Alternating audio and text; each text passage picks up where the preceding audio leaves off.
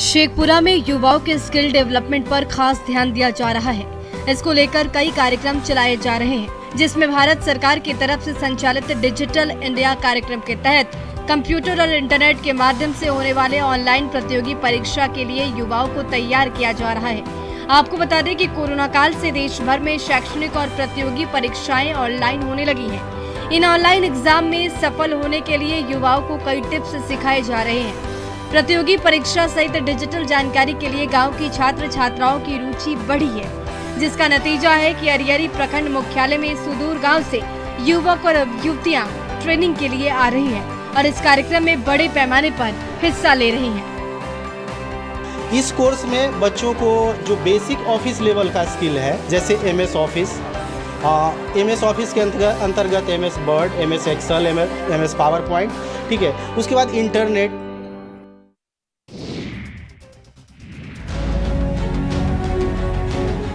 यदि हौसले बुलंद हो तो कोई भी काम मुश्किल नहीं। इसे साबित कर रहे हैं मुंबई के अजित द्रविड़। अपने ऊंचे हौसलों के साथ वो मुंबई से साइकिल से पूरे देश का भ्रमण कर देश सेवा के लिए शहीद हुए सैनिकों को श्रद्धांजलि देने निकले हैं। गुरुवार देर शाम को अजीत के अमरपुर पहुंचने पर लोगों ने भारत माता के जयकारे के साथ उनका स्वागत किया। द्रविड़ ने बताया कि उन्होंने मुंबई से अपनी साइकिल यात्रा 26 सितंबर से शुरू की और 53 दिन के बाद वो अमरपुर पहुंच गए। अब वो बांका के रास्ते झारखंड में प्रवेश करेंगे। उनकी ये यात्रा गोवा में समाप्त होगी। उन्होंने बताया कि करीब 15,000 किलोमीटर की यात्रा 90 दिनों में समाप्त करने का लक्ष्य है। उन्हें बचपन से ही साइकिलिंग का शौक रहा है और आज अपने इस शौक को वो पूरा भी कर रहे हैं।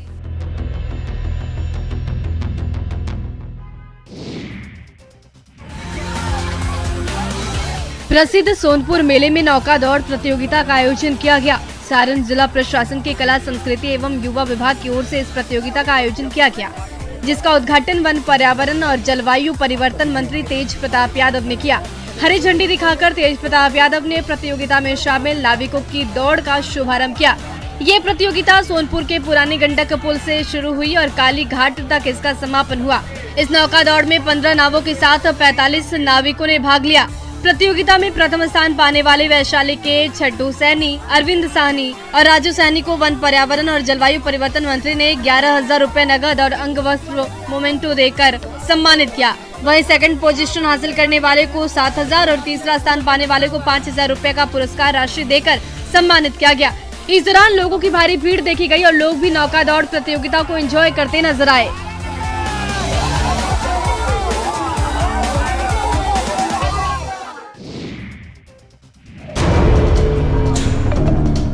भागलपुर के मधुसूदनपुर थाना क्षेत्र में भतोड़िया गांव में ट्रैक्टर से डीजल चोरी को लेकर दो पक्षों में जमकर मारपीट हुई। दोनों तरफ से जमकर लाठी डंडे चले और पथराव भी हुआ, जिसमें दोनों तरफ से आधा दर्जन लोग जख्मी हो गए। घटना की सूचना मिलते ही मौके पर पहुंची पुलिस ने घायलों को इलाज के लिए रेफरल अस्पताल में भर्ती कराया, जहां से डॉक्टरों ने दो लोगों की गंभीर स्थिति को देखते हुए भागलपुर GLNMCH रेफर कर दिया। घटना को लेकर बताया जा रहा है कि भतोड़िया गांव निवासी संजीव कुमार के ट्रैक्टर से रुपेश कुमार डीजल चोरी कर लिए, जिसका विरोध करने पर रुपेश अपने घर वालों के साथ लाठी डंडे से संजीव कुमार पर हमला कर दिया, जिसके बाद दोनों पक्षों में जमकर मारपीट हुई। मौके पर मौजूद किसी शख्स ने पुलिस को फोन कर घटना की सूचना दी, जिसके बाद पुलिस घटनास्थल पर पहुंची और घायलों को अस्पताल पहुंचाया। साथ ही पुलिस मामला दर्ज कर आगे की जाँच में जुट गई है। तेल चोराया था, वो मेरा घर आके ढूक गया और गाड़ी के लोग करने लगा। ये लोग रात में डेली छीन चोर करता है।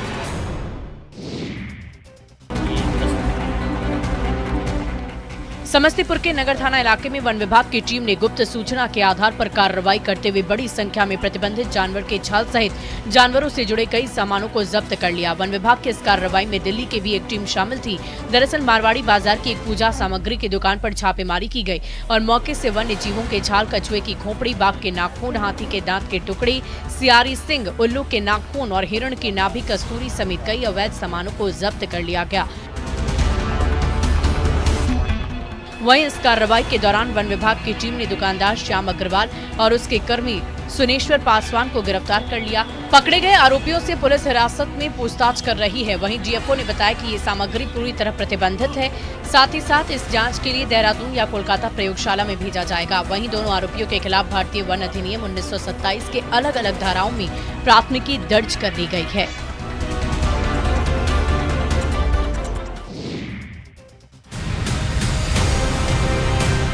सीवान में बेखौफ अपराधियों ने बीती रात एक दुकान पर फायरिंग की। ये दुकान जेडीयू के लकड़ी नवीगंज के प्रखंड अध्यक्ष की है। हालांकि इस गोलीबारी में जेडीयू नेता मनोज पटेल बाल बाल बच गए, जिससे इलाके में दहशत का माहौल है। घटना लकड़ी नवीगंज थाना क्षेत्र के मदारपुर बाजार की है। अपराधियों ने गोलीबारी उस समय की जब वह दुकान बंद करके अपने घर जाने की तैयारी में थे। तभी बाइक सवार दो अपराधियों ने दुकान पर गोलियां चलाई। बताया जा रहा है कि मनोज पटेल अपनी दुकान बंद करने की तैयारी में थे। दुकान में रखे गले का हिसाब कर रहे थे। तभी बाइक सवार दो अपराधियों ने दुकान पर गोली चलाना शुरू किया। गनीमत रही कि मनोज पटेल दुकान में लगे फ्रिज के नीचे छुप गए और गोली उनके पीछे दीवार में जा लगी, जिससे उनकी जान बच गई। हालांकि पुलिस पूरे मामले की जांच कर रही है, लेकिन इस घटना के बाद लोगों में दहशत का माहौल है। भयभीत है लोग। जहाँ गोली चलता है तो खुशहाल रहेगा, तो भयभीत लोग रहेगा। किसी को जब नहीं पहचानते हैं, नाम भी रखना उचित नहीं है किसी के बारे में।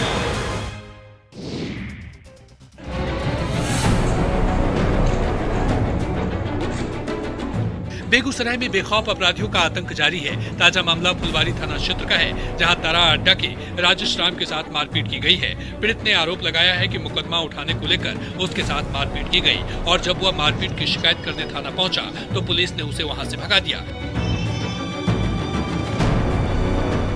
आप तस्वीरों में देख सकते हैं कि किस तरह अपराधियों ने मारपीट की। गवाहों ने बताया कि अपराधियों ने पीड़ित की दुकान और घर पर भी हमला किया। इतना ही नहीं, घर की महिलाओं के साथ छेड़छाड़ भी की और अब जान से मारने की धमकी दी जा रही है। दरअसल राजेश राम ने आरोप लगाते हुए कहा कि पिछले 1 नवंबर को गांव के विकास कुमार और उसके साथी उसके घर में घुस गए थे और घर की महिलाओं के साथ बदतमीजी करने लगे। जब शोर शराबा हुआ तो आरोपी भाग निकले। वहीं अब पीड़ित पक्ष ने बेगूसराय के एसपी योगेंद्र कुमार से मिलकर जानमाल की सुरक्षा और न्याय की गुहार लगाई है।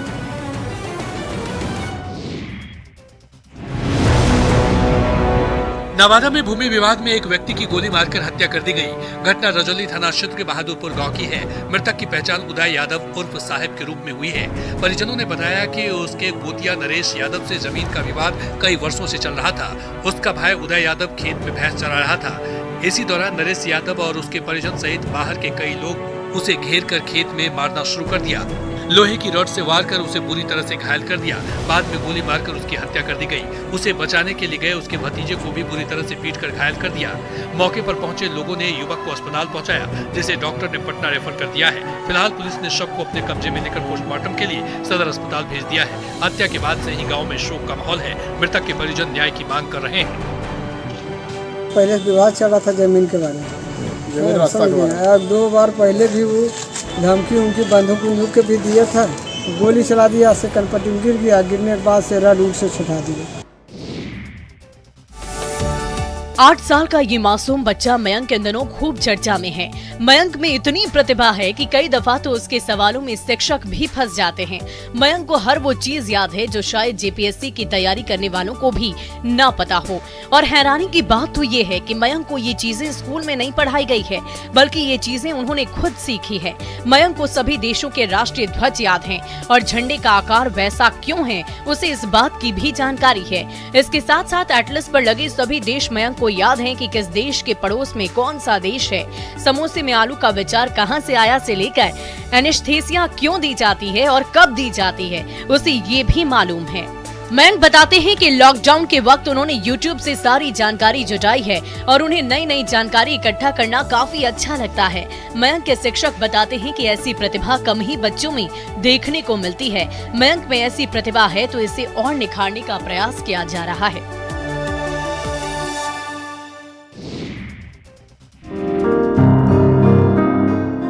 सिवान के महाराजगंज में एक किसान अफ्रीकी गेंदा की खेती कर लाखों रुपए कमा रहे हैं। साथ ही अन्य किसानों की खेती करने की तकनीक सिखाकर आत्मनिर्भर बना रहे हैं। महाराजगंज में किसानों के आत्मनिर्भर बनने की पहल काफी सुर्खियां बटोर रही है। एक के बाद एक किसान स्वयं ही खेती कर आत्मनिर्भर बनने की पहल शुरू कर रहे हैं, जिससे अन्य किसान भी प्रेरित हो रहे हैं। महाराजगंज पुरानी बाजार के रहने वाले किसान मोहम्मद सफीक 20 सालों से गेंदा के फूल की खेती कर लाखों रुपए कमा रहे हैं। साथ ही महाराजगंज के अन्य 10 किसानों को भी फूल की खेती करने की विधि बता रहे। अफ्रीकी गेंदे के फूल बड़े होते हैं और इसी वजह से उन्होंने अफ्रीकी गेंदा फूल की खेती की है, जिसमें लागत कम और उत्पादन ज्यादा होता है, जिससे मुनाफा ज्यादा होता है। और एक साल में मौसम के हिसाब से 3 बार गेंदे के फूल की खेती करते हैं और अच्छा मुनाफा कमाते हैं।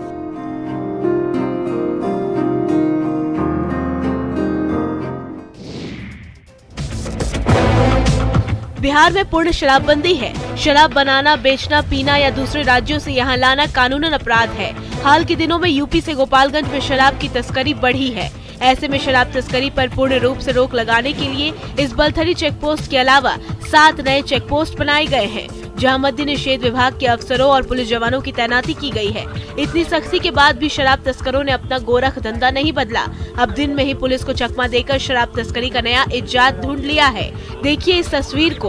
पुलिस के वाहन में रखी गई इन लकड़ियों को देखने से तो यही लग रहा है कि बढ़ई का काम करने वाले लकड़ी का पटरा लेकर जा रहे हैं, लेकिन इस लकड़ी के अंदर की तस्वीर को देखेंगे तो आपकी भी आंखें फटी की फटी रह जाएंगी। दरअसल तस्करों ने लकड़ी के पटरों में शराब छिपा कर रखी थी, जिसे पुलिस ने बरामद किया। सदर एसडीपीओ संजीव कुमार के मुताबिक ये कार्रवाई यूपी के सीमावर्ती कुचायकोट थाने के जलालपुर के पास की गई है।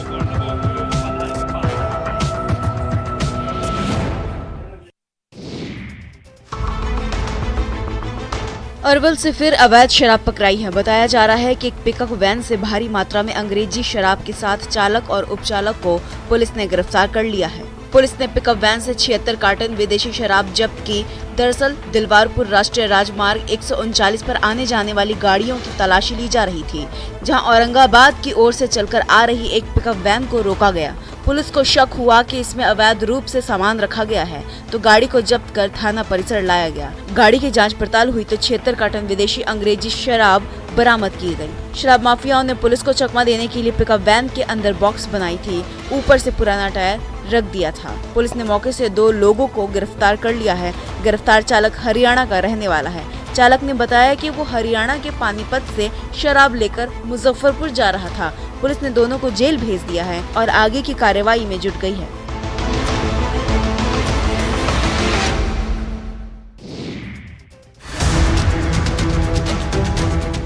बिहार में शराबबंदी लागू है, पर शराब के धंधेबाज बाज आने का नाम नहीं ले रहे हैं। ताज़ा मामला बेगूसराय के बीरपुर थाने का है, जहां पुलिस ने सहुरी चौर में छापेमारी कर वहां से भारी मात्रा में अर्धनिर्मित महुआ शराब को नष्ट किया। नष्ट किए गए अर्धनिर्मित शराब की मात्रा करीब 2000 लीटर से भी अधिक थी। गुप्त सूचना के आधार पर पुलिस ने इस कार्रवाई को अंजाम दिया और शराब के साथ साथ शराब बनाने वाली सामग्रियों और उपकरणों को भी नष्ट कर दिया। इसमें कोई शक नहीं कि पुलिस की मुस्तैदी से अवैध शराब की धंधेबाजी का एक बड़ा अड्डा ध्वस्त कर दिया गया है। लेकिन अक्सर सामने आते ऐसे मामले प्रदेश में लागू शराबबंदी कानून पर सवालिया निशान तो लगा ही देते हैं। हालांकि विभाग का कहना है कि तस्करों पर लगाम लगाने के लिए लगातार छापेमारी की कार्रवाई की जा रही है। वहीं पकड़े गए शराब तस्करों से भी सख्ती से पूछताछ की जा रही है, ताकि शराब के बड़े धंधेबाजों तक पहुंचा जा सके।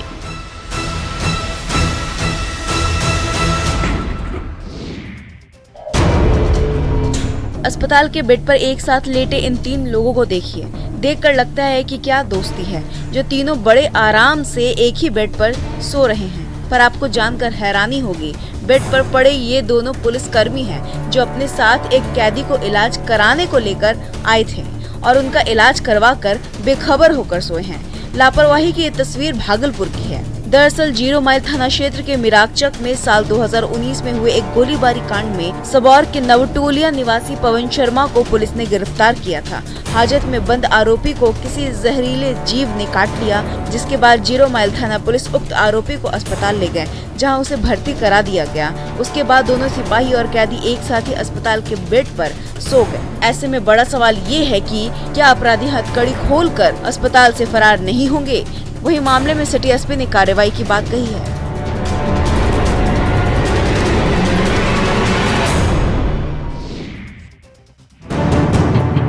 दरभंगा से पुलिस का अमानवीय चेहरा सामने आया है, जहां विरौल थाने के बुआरी गांव में पुलिस वालों का कहर एक पत्रकार पर ऐसे टूटा कि पूरा परिवार घायल अवस्था में अस्पताल में इलाज कराने को मजबूर है। पत्रकार के परिवार सहित कुल 25 लोग घायल हैं। घायलों में बुजुर्ग, महिलाएं, छोटे छोटे बच्चे भी शामिल हैं। इनमें 8 गंभीर घायल लोगों को बिरौल CSC से TMCH रेफर कर दिया गया। बताया जाता है कि पत्रकार ने एक चौकीदार के द्वारा शराब के नशे में हंगामे करने का विरोध किया था, जिसके बाद कुछ अन्य पुलिस वालों ने पहुंचकर उसके पूरे परिवार के साथ मारपीट की। सवाल यहाँ भी खड़ा होता है कि अगर शराब की सूचना पर पुलिस पत्रकार के घर पहुंची थी तो कायदे से घर की तलाशी लेनी चाहिए थी। शराब मिलने पर पूरे परिवार पर कानूनी कार्रवाई करनी चाहिए थी, लेकिन न तो यहाँ शराब मिली, न ही खाली शराब की बोतलें। ऐसे में पुलिस का ये दमनात्मक कार्रवाई वाला रूप क्यों सामने आया, ये सवाल इस वक्त सबसे बड़ा है।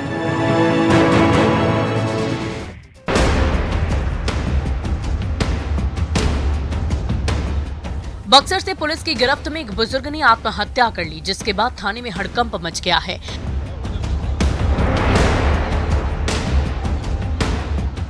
दरअसल एक वृद्ध ने थाना परिसर के कंप्यूटर रूम में गमछे के सहारे फांसी लगाकर आत्महत्या कर ली है।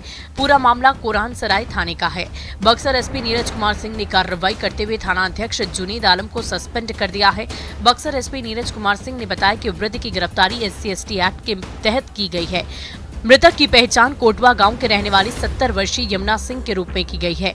गिरफ्तार यमुना सिंह को थाना परिसर के कंप्यूटर रूम में रखा गया था, जहां यमुना सिंह ने गमछे के सहारे फांसी लगाकर आत्महत्या कर ली। हालांकि बुजुर्ग ने ऐसा क्यों किया, इस मामले का खुलासा अब तक नहीं हो पाया है, लेकिन पुलिस मामले की जांच कर रही है। वहीं इस खबर के बाद परिजनों में शोक की लहर है। परिजनों में आक्रोश भी नजर आ रहा है।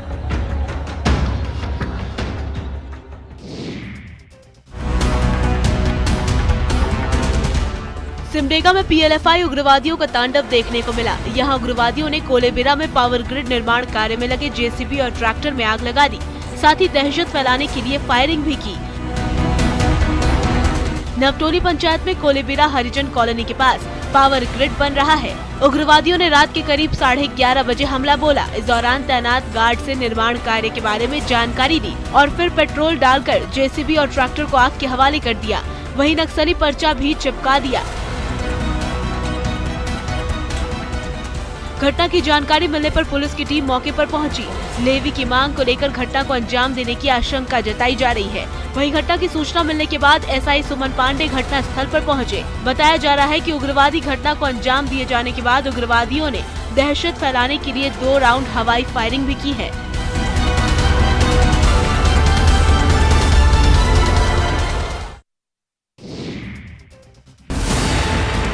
राजधानी रांची के ग्रामीण इलाकों में लहलहाते खेतों और चारों ओर फैली हरियाली में प्रकृति की सुंदरता दिखाई देती है, पर इस हरियाली की हकीकत कुछ और ही है। इन लहलहाते खेतों में नशे का कारोबार पनप रहा है।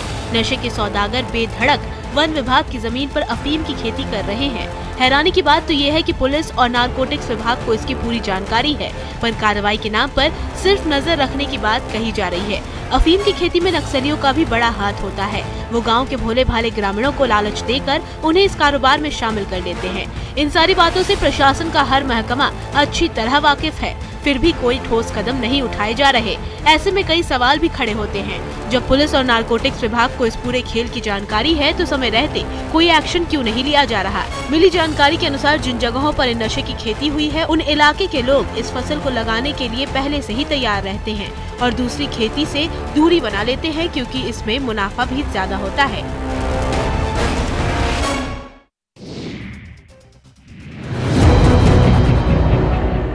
गोपालगंज में जमीन विवाद में 2 पक्षों के बीच जमकर चाकूबाजी हुई।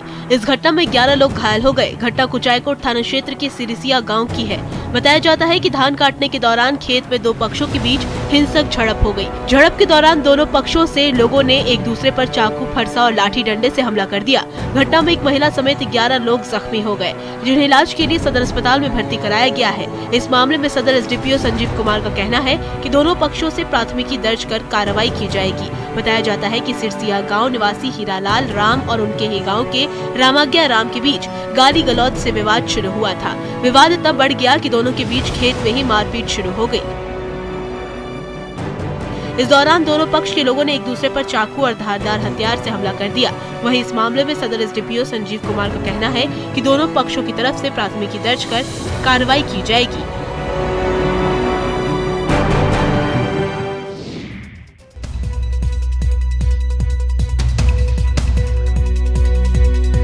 हेडलाइंस प्रेजेंटेड बाय पेट सफा आयुर्वेदिक चूर्ण, पेट सफा तो हर रोग दफा।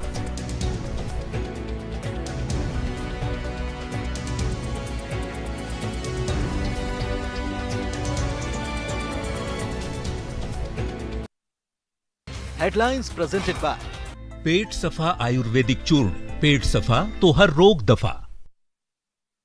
गंज के मिर्जा चौकी रेलवे स्टेशन पर एक व्यक्ति मालगाड़ी के नीचे आ गया। पूरी की पूरी मालगाड़ी उसके ऊपर से पार हो गई। गनीमत रही कि उसकी जान बच गई।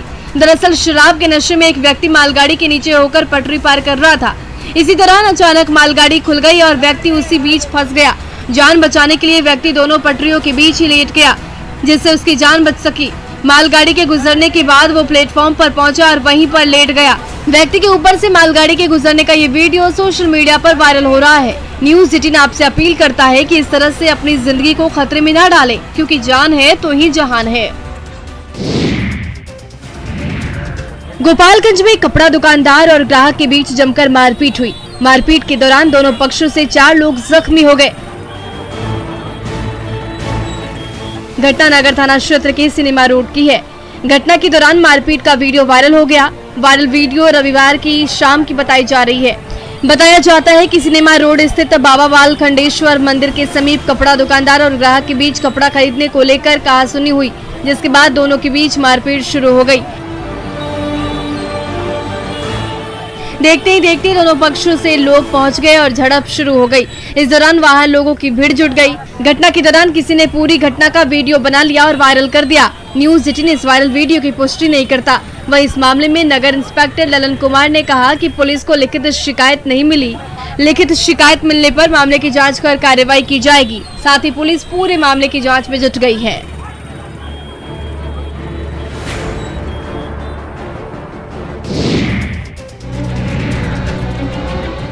जमीन के टुकड़े के लिए इंसान को शैतान बनते देखिए। क्या महिला क्या पुरुष, सभी एक दूसरे पर डंडे बरसा रहे हैं। इस लड़ाई में लड़कियां भी कहां पीछे हैं। देखिए कैसे लाठियां भांज रही हैं। कुछ महिलाएं डंडे से पीट पीट कर ऐसे शख्स को इस कदर घायल कर देती है कि वो अपने बचाव के लिए वहां से भाग भी नहीं पाता है।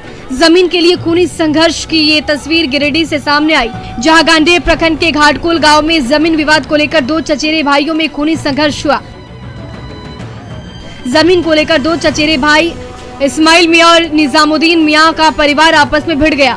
इस दौरान दोनों तरफ से खूब लाठी डंडे चले। जो भी सामने आया उसकी जमकर पिटाई कर दी गई। इस हिंसक झड़प में दोनों पक्षों की ओर से लगभग 12 लोग जख्मी हुए। घटना की सूचना मिलने पर स्थानीय लोग मौके पर पहुंचे और दोनों पक्षों को किसी तरीके से शांत कराया। मारपीट में घायल महिला, पुरुष और बच्चों को CHC गांडेय लाया गया, जहाँ बेहतर इलाज के लिए सदर अस्पताल गिरिडीह भेज दिया गया।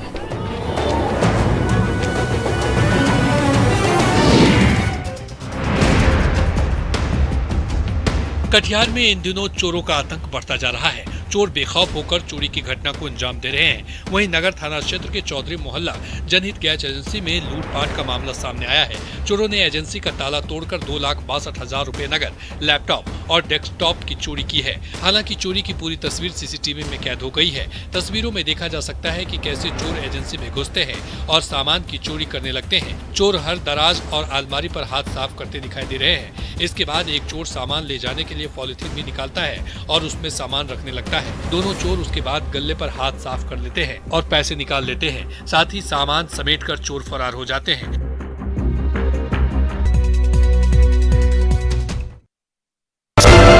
पीड़ित व्यवसायी ने पुलिस से जल्द आरोपियों की गिरफ्तारी के लिए गुहार लगाई है। वहीं पुलिस भी CCTV फुटेज के आधार पर चोरों का पहचान कर रही है। साथ ही पुलिस पूरे मामले की जांच में जुट गई है।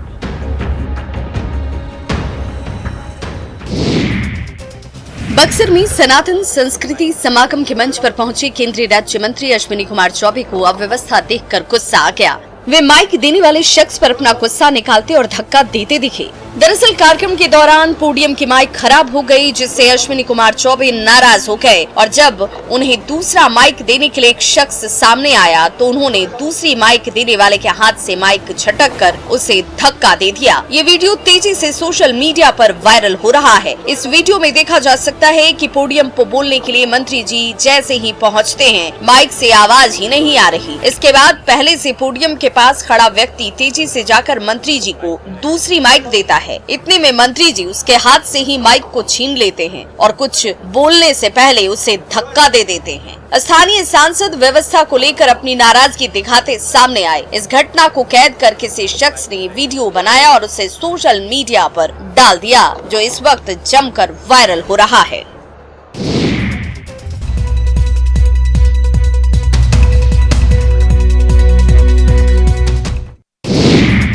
मुंबई में एक लड़का लड़की मिले और जल्द ही वो दोनों एक दूसरे के प्यार में पड़ गए और जब परिवार को उनका रिश्ता पसंद नहीं आया तो दोनों प्रेमी दिल्ली आ गए और मेहरौली में एक फ्लैट में लिव इन में रहने लगे। इसके बाद जो हुआ वो आपके रोंगटे खड़े कर देगा। आपका प्यार से भरोसा उठ जाएगा। जिस आफ्ताब के प्यार की कस्में खाकर श्रद्धा अपने परिवार से दूर हुई, उसी आफ्ताब ने उसके भरोसे के 35 टुकड़े कर दिए।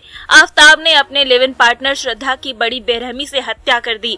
उसने क्रूरता की हद पार करते हुए श्रद्धा के शव के 35 टुकड़े किए और दिल्ली में कई दिनों तक फेंकता रहा। दिल्ली पुलिस ने आज उस हैवान को गिरफ्तार कर लिया। पुलिस ने बताया कि 59 साल का विकास मदान वाकर ने 8 नवंबर को अपनी बेटी के अपहरण की एफआईआर दिल्ली के मेहरौली थाने में दर्ज कराई थी। पीड़ित ने बताया कि वो परिवार सहित महाराष्ट्र के पालघर में रहते हैं। पीड़ित की 26 वर्षीय बेटी श्रद्धा वाकर मुंबई के मलाड इलाके में स्थित बहुराष्ट्रीय कंपनी में कॉल सेंटर में नौकरी करती थी। यहीं पर श्रद्धा की मुलाकात आफ्ताब आमीन से हुई थी।